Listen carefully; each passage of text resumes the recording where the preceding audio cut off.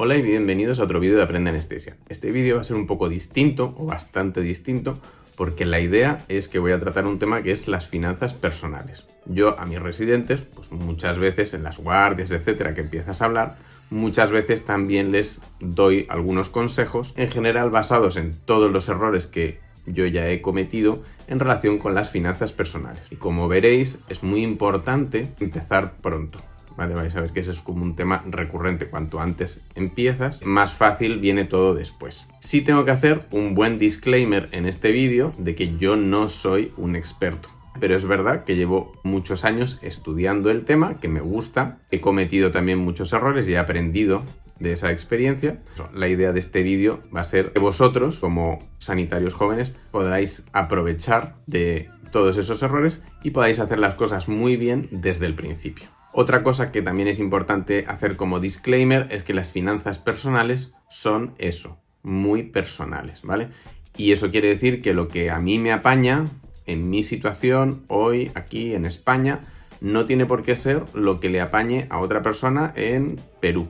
Entonces a lo mejor en un país es muy buen momento y decisión invertir en comprar un apartamento para alquilarlo, y en otro país pues hacer eso a lo mejor no es buena decisión. Bien, así que vamos a ver unas 5 o 6 ideas claves, ¿vale?, a tener en cuenta en relación con vuestras finanzas personales. Lo otro que os diría es que este va a ser un primer vídeo que estoy haciendo sobre este tema.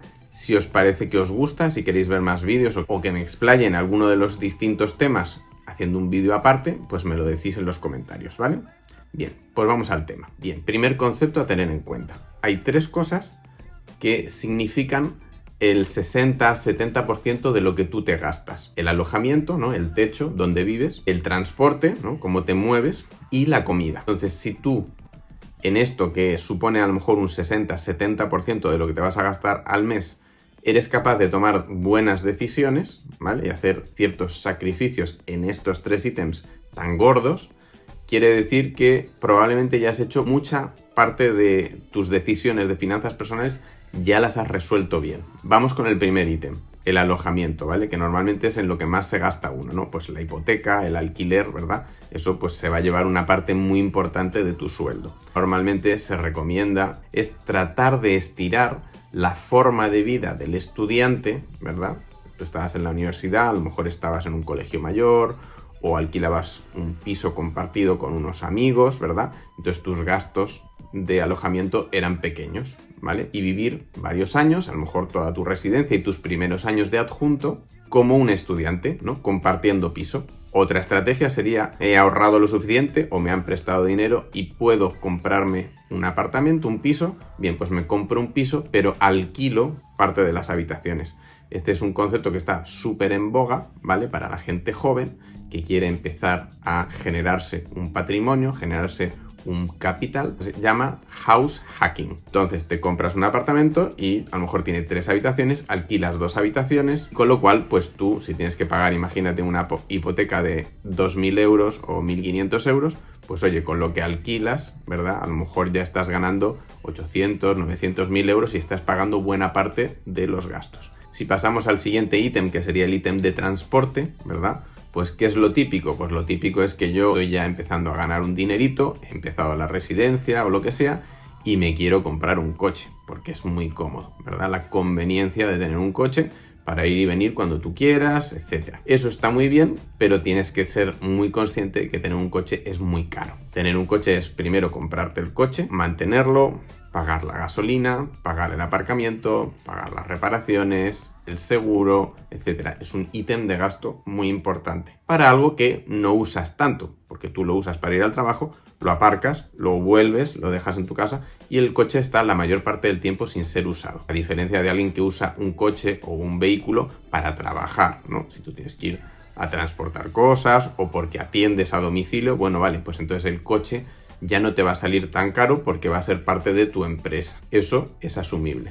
Pero tú como particular tener un coche es caro, ¿vale? Entonces nuevamente, si puedes estirar tu forma de vida de estudiante, que como estudiante no tenías un coche, mejor, ¿vale? Vas a ahorrar un montón de dinero que vas a poder dedicar a invertirlo, como veremos más adelante. ¿Qué hace mucha gente de la comunidad FIRE? La comunidad FIRE es un movimiento que hay en Estados Unidos, ¿no? Y que se ha ido extendiendo. Financial Independence Retire Early. Es que es esta gente que a lo mejor trabaja intensamente desde casi que terminan el colegio, incluso antes, trabajan, cierran muchísimo sus gastos, llegan a ahorrar una cantidad de dinero tal que la rentabilidad anual de ese dinero genera suficiente dinero como para mantenerles con sus gastos mínimos y se pueden retirar, pueden dejar de trabajar. Entonces mucha de esta gente lo que hace es que no tiene coche, elimina todo ese capítulo de gasto. No tiene un coche, no tiene que mantenerlo, no tiene que pagar gasolina, etc. ¿Y qué hacen? Pues se mueven en bicicleta. Esto es un ejemplo extremo, pero tenedlo en cuenta. Si yo puedo moverme en transporte público y alquilar un coche el día que necesito un coche, eso os va a ser muchísimo más barato que comprar un coche y tener un coche aparcado ahí por el cual he pagado un montón de dinero. Vale, pero imaginaros que tú necesitas un coche. Vives en un sitio o tienes una forma de trabajo, etcétera, que necesitas tener un coche. Vale, perfecto, pues te compras un coche. Pero no hagas como yo, no te compres 2 veces un coche nuevo. Los coches nuevos son proporcionalmente muy caros, ¿vale? ¿Qué quiere decir esto? Pues que los coches se deprecian súper rápido. Esto ya sabéis que cuando tú sacas el coche del concesionario, debido al impuesto que tienes que pagar por comprar un coche nuevo, pues ese coche que vale 20.000, en realidad ahora vale 22.000 o 23.000. Cobra el Estado un impuesto por haberte comprado un coche nuevo. Entonces, yo que os recomiendo, o que se suele recomendar en finanzas personales, no pagues ese súper sobreprecio que es pagar un impuesto por sacar el coche del concesionario. Tiene mucho más sentido que te compres un coche. Si quieres un coche muy nuevo, bien, pues te compras un coche que tenga 100 kilómetros, un coche que tenga 1.000 kilómetros. Eso es un coche nuevo, ¿vale? Pero te vas a ahorrar de golpe 3.000 euros, a lo mejor, ¿no? 3.000 euros son muchas horas de guardia. Es muy interesante que miréis en Google o veáis una tabla de depreciación de los coches, ¿vale? Y vais a ver que un coche con 3 años ha perdido casi, a lo mejor, la mitad de su valor. Con lo cual, tú puedes comprar un coche que tiene 3 años, que a lo mejor tiene 70.000 kilómetros, ¿vale?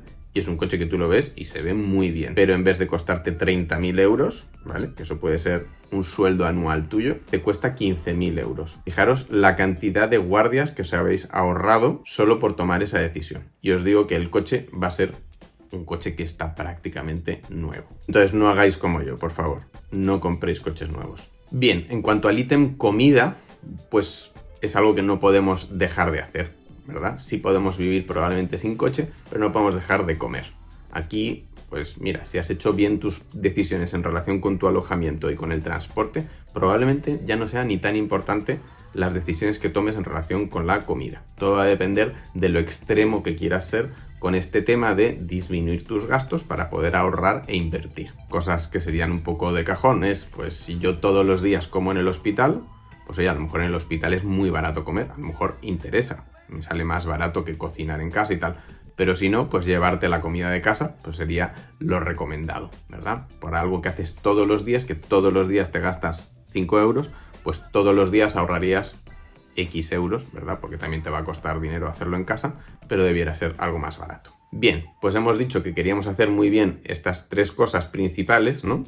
Que es lo que genera la gran parte de tus gastos.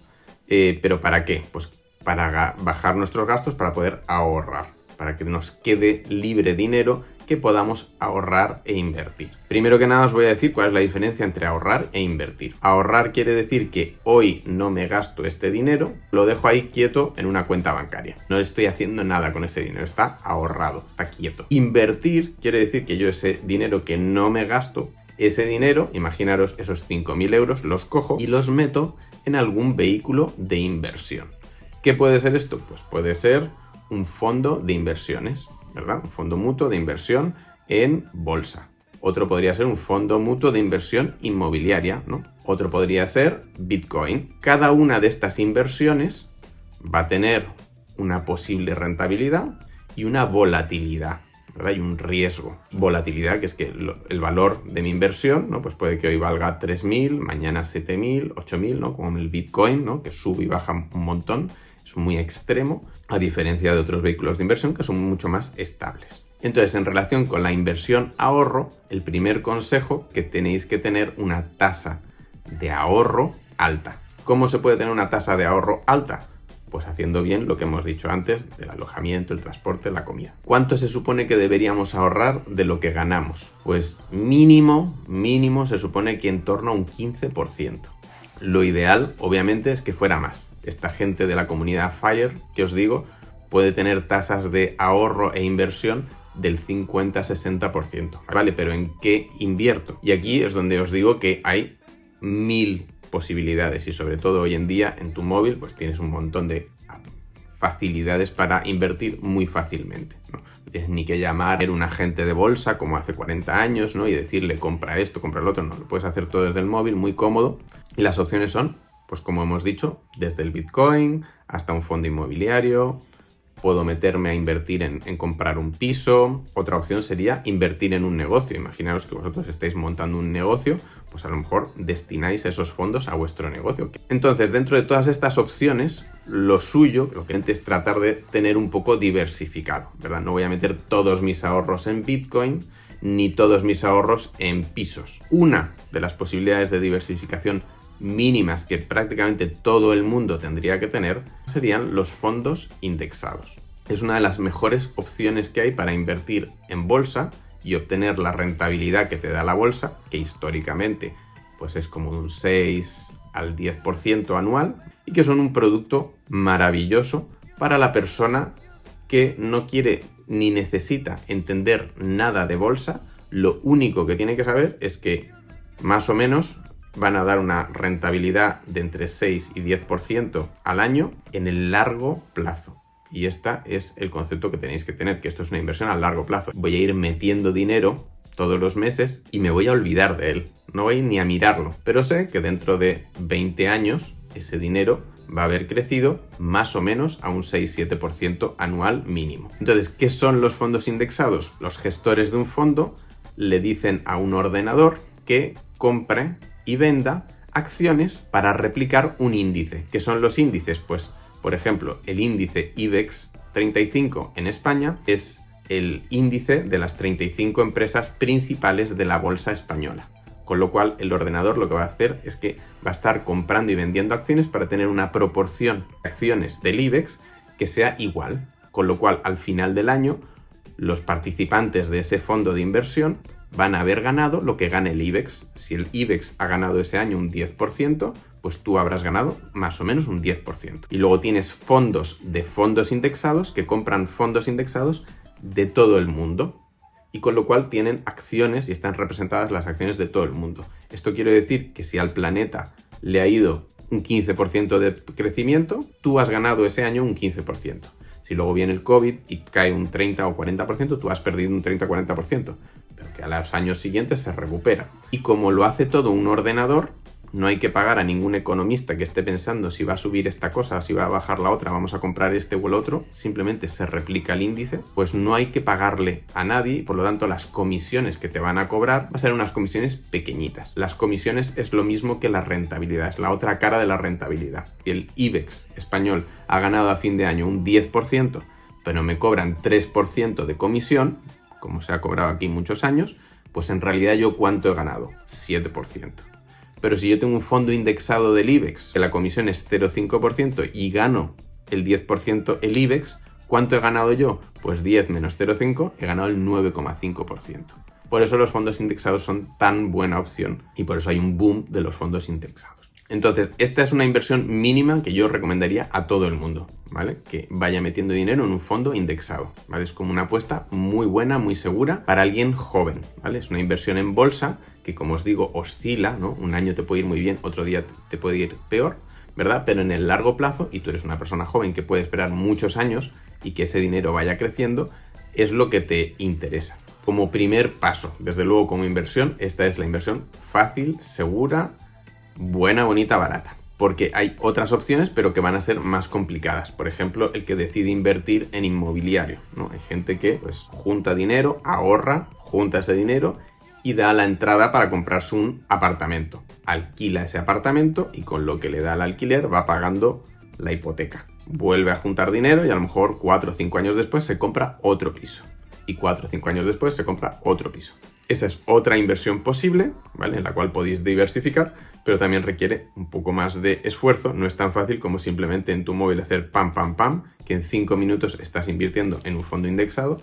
Nunca tienes que pensar en ello, nunca tienes que hacer ningún trámite, nada. Es una inversión muy fácil, como digo, buena, bonita, barata. Tener unos pisos, pues es una buena inversión, sin duda, pero te requieren muchísimo más tiempo, muchísimo más capital y cierto mayor riesgo. El siguiente concepto que os quería comentar viene de un libro que leí que se llama Automatic Millionaires.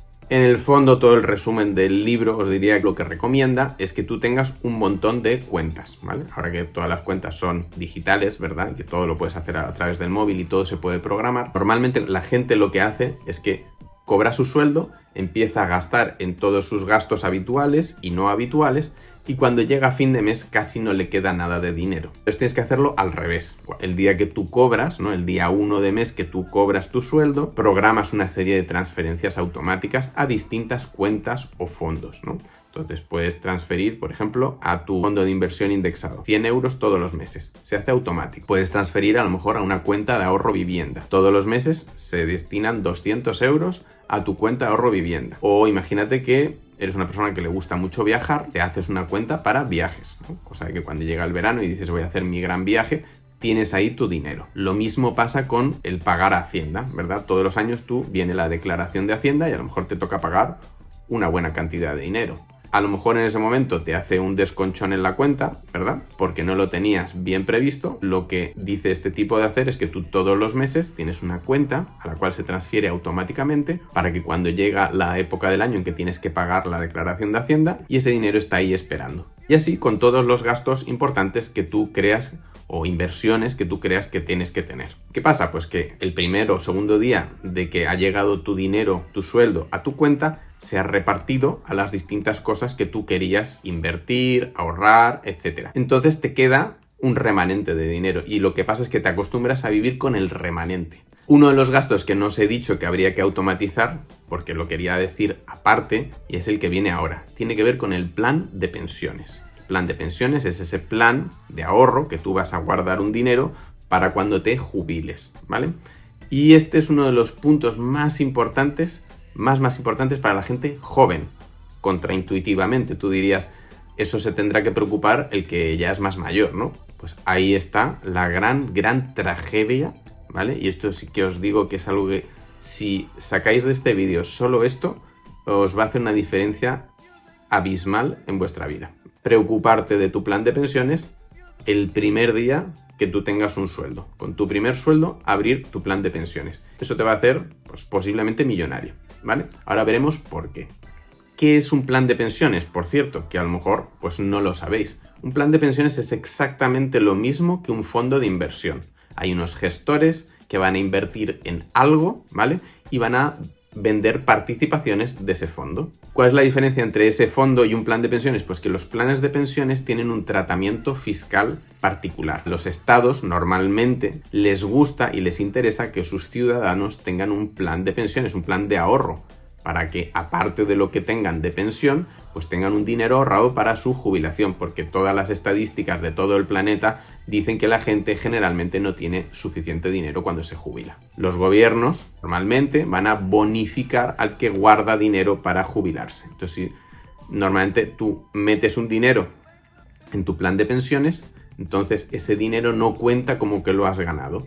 Eso puede suponer a lo mejor que te ahorras de pagar en la declaración de la renta, pues a lo mejor 1.000 euros, ¿no? Y ese dinero que tú vas metiendo va a ir creciendo, ¿vale? Y aquí es donde viene lo que se llama la magia del interés compuesto. Quiere decir que si tú metes 100, esos 100 van a crecer más o menos, si lo hemos puesto en un fondo indexado como el que hemos hablado, pues esos 100 van a crecer en un año un 7%, ¿verdad? Quiere decir que al año siguiente yo empiezo el año con 107, yo sigo metiendo. Y al año siguiente voy a tener 100 más los 7, más los otros 10 o 11 que haya ganado, ¿no? Y cada vez va a ir siendo más grande la cantidad que crece al 7% y crece de forma exponencial. Por eso al principio no vemos un enorme cambio, Pero según van pasando los años, 20 años, 30 años, la cantidad de dinero que se genera cada año es gigante. Aquí viene algo que tenéis que tener en mente, que no se os puede olvidar, ¿vale? Y que tiene que ser vuestra motivación para abriros un plan de pensiones ya. El ejemplo, para que entendáis lo potente que es el interés compuesto. Imagínate que tú eres un residente de primer año que tiene su primer sueldo, ¿vale? Tienes 25 años, vas a meter 1.000 euros cada año durante 10 años, de los 25 a los 35. Y luego ya no vas a meter más dinero. Ese va a ser tu dinero para la jubilación. Pero ese dinero que has metido va a seguir creciendo. Y ahora lo comparamos conmigo, que yo tengo, imagínate, 35 años, ¿no? Voy a empezar cuando tú dejas de invertir. Pues yo empiezo ahora, pero yo ya no paro hasta que me jubile. Sigo metiendo 1.000 euros todos los años hasta que me jubile, por 30 años. ¿Cuál de los dos pensáis que tiene más dinero al final cuando se van a jubilar? Tiene más dinero el que solo invirtió 10 años, pero empezó 10 años antes. Es verdad que no he terminado de explicar el plan de pensiones. Tú no pagas impuestos por ese dinero que metes en el plan de pensiones, pero lo pagas luego cuando lo sacas, ¿vale? Y esto es una de las cosas que dice la gente, no, es que luego me van a cobrar los impuestos todos juntos cuando lo saque. No es exactamente así, ¿vale? Y depende mucho de cómo lo vayas a sacar, etcétera. Pero también tienes que pensar que tú, mientras seas joven, vas a tener una gran capacidad de generar dinero, de trabajar. Vas a hacer muchas guardias, muchas horas extras, vas a ganar más dinero y por lo tanto vas a tener un bracket fiscal en que te vas a tener que pagar más porcentaje del dinero que ganas. Cuando te jubiles ya no vas a hacer guardias, tal, vas a tener tu pensión y lo que hayas juntado tú vas a ganar mucho menos dinero y por lo tanto tu tramo fiscal va a estar más bajo. O sea que aunque vas a pagar impuestos por ese plan de pensiones que vas a ir sacando, como en general ganas menos dinero, vas a pagar menos impuestos. Y esto nos lleva a el siguiente punto, que lo acabamos de mencionar un poco, y tiene que ver con todo lo que es el mundo fiscal. Esto siempre me lo ha dicho mi padre. Desde siempre, estúdiate bien el tema fiscal, que es mucho dinero. ¿Por qué es mucho dinero? Pues porque es siempre en todo. Solo hay dos cosas seguras en la vida, que son la muerte y los impuestos, ¿verdad? Nos fríen a impuestos en todo. Cuando te compras una casa, cuando vendes una casa, cuando te compras un coche, cuando vendes un coche, cuando compras cualquier cosa en la tienda, pagas unos impuestos, cuando compras la gasolina, pagas impuestos, cuando heredas, ¿verdad? La casa de tus padres, pagas impuestos, etcétera, etcétera, etcétera. Un buen asesor fiscal te va a ayudar a que esa carga de impuestos sea menor. Bien, pues yo creo que estos son algunos de los puntos principales que suelo conversar con los residentes a veces en las guardias o en las comidas, etcétera, cuando hablamos un poco de este tema, ¿vale?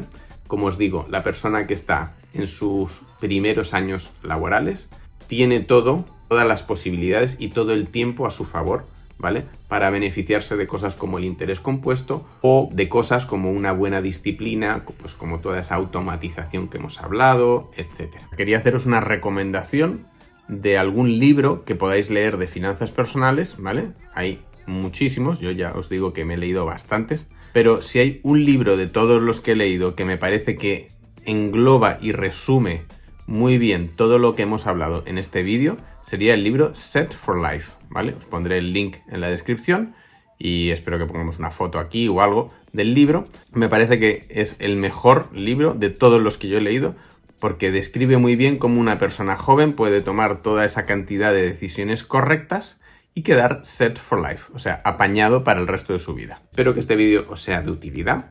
Si os ha gustado, por favor, darle al like. Y si queréis que haga más vídeos de este estilo o hay algún tema de los que hemos mencionado que quisierais que hiciéramos un vídeo aparte, etcétera, pues me lo decís en los comentarios. Muchas gracias por haber visto el vídeo y os veo en el siguiente. Hasta pronto.